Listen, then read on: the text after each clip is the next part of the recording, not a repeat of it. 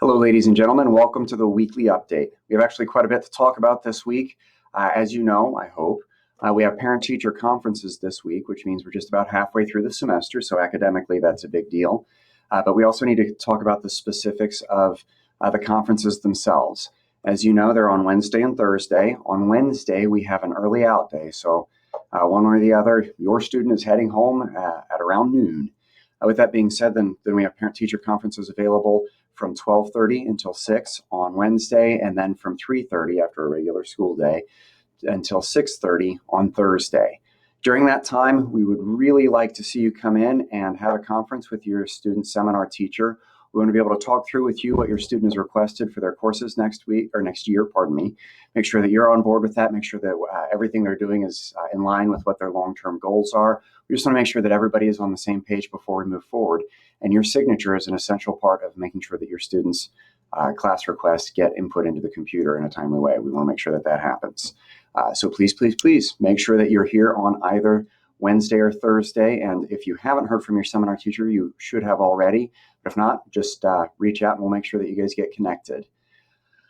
In addition to that, on Wednesday, turns out Wednesday is going to be a pretty busy day, we're going to have a CPR training. Now, this is in response to a state mandate that came through actually earlier this year, this school year, not this calendar year, and specifies that we need to have CPR training for every student. Now, we've incorporated that into our health curriculum moving forward, but there are still quite a few students who may not have received this training because they took health curricula through an online course. And again, we've adapted and taken care of that.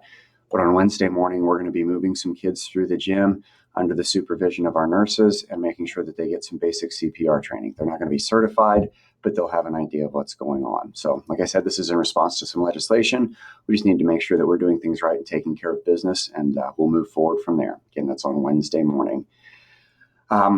Included in the hard copy of this week's update is a link to a letter from Mr. Rubel. I think probably some of you have seen that by now or have had a chance to read that.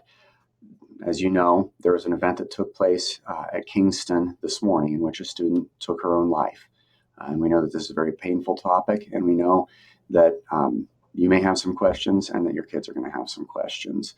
So we want to make sure that that conversation stays as open as possible. And if there's anybody who has concerns or is struggling, we want to make sure that we address their needs. So please, if you have any questions or do need some help, should have turned that off. Please reach out to somebody here at the building, somebody who can help, and please relay that message to your kid as well. We want to make sure that everyone here feels safe.